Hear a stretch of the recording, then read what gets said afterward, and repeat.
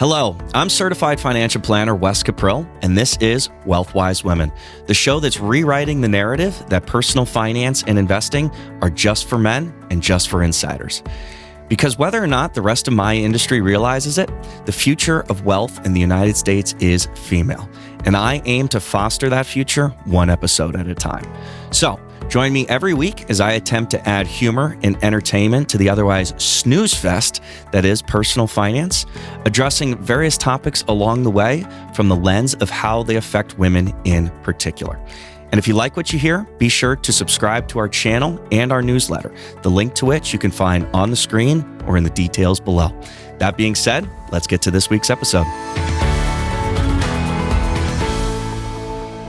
Hello there, and welcome to another episode of the show. Last week, I talked about legal financial scams when I talked about a company called Picasso, a luxury real estate company that was trying to raise money from regular retail investors. And through the course of that conversation, I realized that scams in general and financial fraud would actually be a great topic of conversation because, unfortunately, financial fraud is becoming increasingly more common, and a lot of the scams that are popping up are becoming even more sophisticated. So I think it's important for me to talk about them, to raise awareness in whatever way that I can. Just a couple of years ago, I myself was the victim of overall identity theft. I'm 99% sure I know what happened. The house that I'm living in now, when I called Duke Energy to set up my gas and power, the person I called, I think, is the one who took my information and used it to open numerous credit cards in my name. I was getting alerts that they tried to open at least 10 different credit cards. I think they succeeded in opening about 4. Thankfully, in the end, I wasn't on the hook for anything. I think a lot of people realize that when it comes to credit cards, you aren't ultimately on the hook if fraud is involved. Just it's a pain in the butt to deal with. I'll be the first person to admit to that because, you got to file things with the FCC. There's a government form you have to fill out. You, of course, have to call all of these different financial institutions. The only reason why I was able to so quickly resolve this situation and was even made aware of it was the fact that at the time I subscribed to Identity Guard. No, this is not an advertisement for anybody. I've actually since moved to Experian, but both companies do a great job of helping you monitor your credit. While if your identity is stolen and somebody tries to open accounts in your name, eventually you'll be able to resolve the whole situation. But if you don't have one of these services that monitors your identity in real time, you probably won't know about all of this until well in advance. But I was able to find out about it right away and resolve these issues before they happened. But unfortunately, identity theft is just an overall pain in the butt to deal with. And unfortunately, turns out it's very easy for people to do. Again, I'm 99% sure it was from this person that I called it Duke. I didn't raise anything with Duke. I have a feeling that they contract out these folks that operate their phones to set up new customer accounts. But again, that's just my speculation, if you will. But that is one scam, or at least one piece of fraud that people have to be aware of when it comes to identity theft. So again, if you aren't subscribed to a service like Identity Guard, Experian, any of those others, I highly recommend you do so. Now, that's kind of an old school fraud tactic. Just get a hold of somebody's social security number, create a fake email for them, and then you can go off to the races in terms of opening credit cards. AI, however, is making financial scams way more sophisticated than they used to be. I talked about it briefly in my last podcast. The days of the Nigerian prince are long gone. That email that you'd get, Nigerian prince has a large sum of money tied up, needs you to send a smaller sum so that way he can get access to this larger sum and he'll share some with you. That one is probably the OG of financial scams. But now AI is playing a huge part in these various scams. One high-profile example that recently came out was the story of a woman in France who was scammed out of $850,000, about 830 euros, by scammers who were posing as Brad Pitt. They had been generating AI videos, images, and voice calls to her. And over time, they built trust with this woman, and she ultimately ended up sending them $850,000, thinking that she was paying for Brad Pitt's kidney surgery or something like that. Now, I think it's very easy for people to criticize this poor woman and say, how could you have fallen for that? But I think it speaks to the fact that a lot of these AI-driven scams are doing a great job of building trust, unfortunately, with the victims.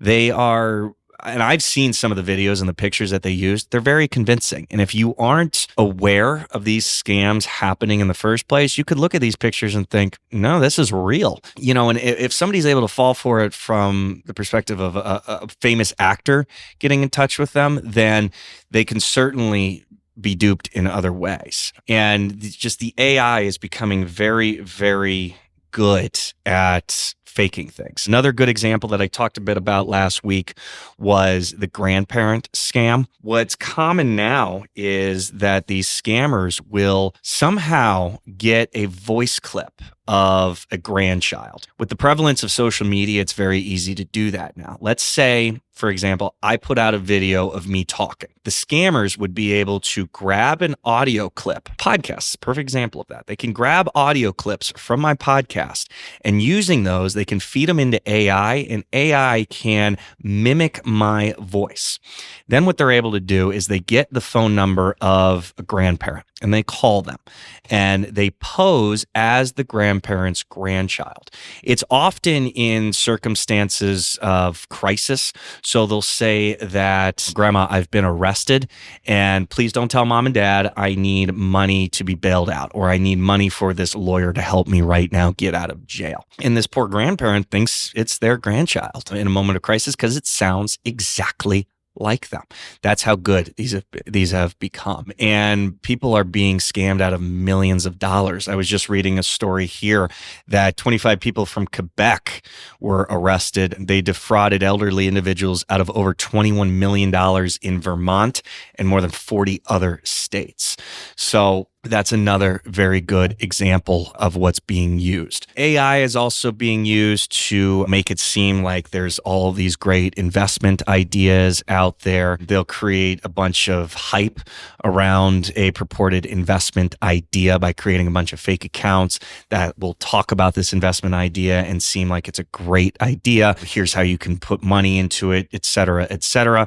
And in truth, it's just a black hole that you'd be putting your money into. Ultimately, what it all comes down to is this. My advice, get Identity Guard or Experian to monitor your identity and your credit.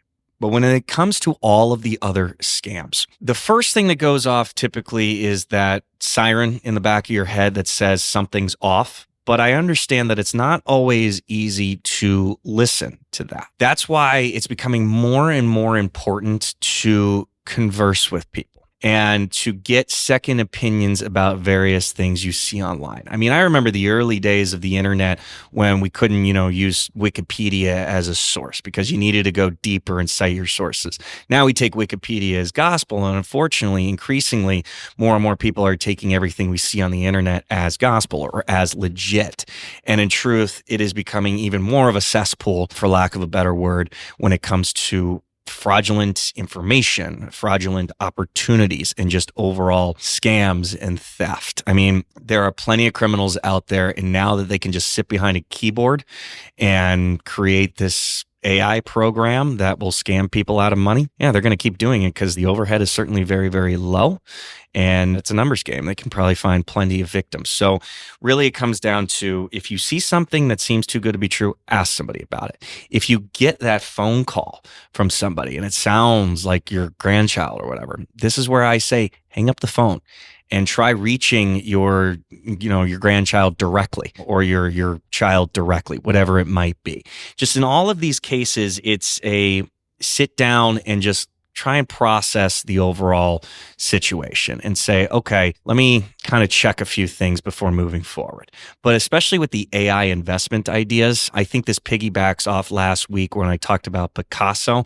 Why is it that they're opening up investment to everyday people for just $1,000 as the minimum investment? I mean, wouldn't the big players want in if it was anything good?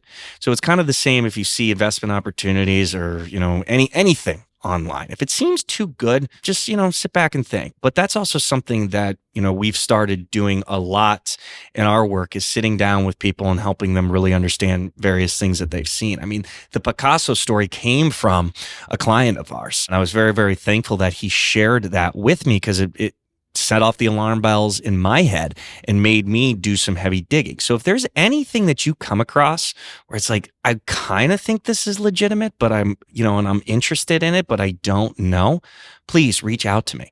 This is stuff that I love uncovering. I love learning more about, and I'd love to help you, especially if it is a scam, help you figure it out and realize, okay, yeah, no, we want to avoid this entirely. Or if it is legitimate, let me help you decide whether or not it is a good opportunity for you. So, again, the tactics when it comes to avoiding fraud and scams, they're straightforward, but unfortunately a lot with these scams, they prey on emotion. I get that, and they build trust over time. So just have allies in your corner. Have people you can reach out to and get second opinions, whether that is another family member, a close friend, or even a financial advisor. Have somebody you can sit down and go, hey, can you give this a second look for me before I, give any money to anything? And also, don't buy gift cards. If they're asking you to go take out gift cards and send them, that's a sure fraud. I can guarantee you of that. And if the IRS ever calls you and says there's a warrant out for your arrest, that one's also a scam. I can assure you of that. The IRS does not issue warrants. All right. All of that being said, if you ever had any questions about fraud, how you can avoid it, or, perhaps how can you recover from fraud, go to visitwithmc.com. I'd love to sit down and talk with you more about it and help you in any way that I can. That being said, hope you enjoyed the episode, and I'll see you next week.